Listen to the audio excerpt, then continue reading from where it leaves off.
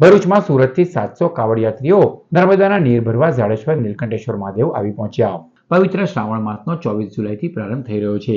ભોળા શંભુની ભક્તિના પવિત્ર માસમાં તેઓને પવિત્ર નર્મદા નદીના જળથી અભિષેક કરવા સુરતના કાવડિયાત્રીઓનો સંઘ આવ્યો હતો. જાડેશ્વરના નીલકંઠેશ્વર મહાદેવ મંદિરે 700 કાવડિયાત્રીઓએ બમ બમ ભોલે અને ઓમ નમઃ શિવાયના નાદ સાથે મંદિર પરિષદને ગૂંજતું કરી દીધું હતું. નર્મદામાં સ્નાન કરી કાવડિયાત્રીઓ નર્મદા નીર કાવડમાં ભરી સુરત પરત રવાના થયા હતા.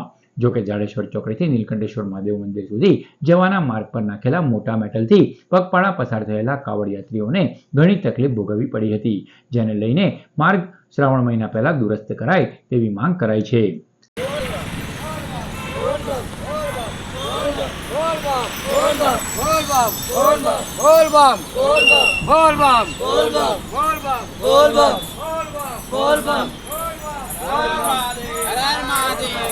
मेरा नाम पंकज मिश्रा है।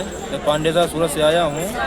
नर्मदा माता जल भर के वापस मेरे को सूरत पांडेसरा काशी विश्वनाथ मंदिर पे जल चढ़ाना है।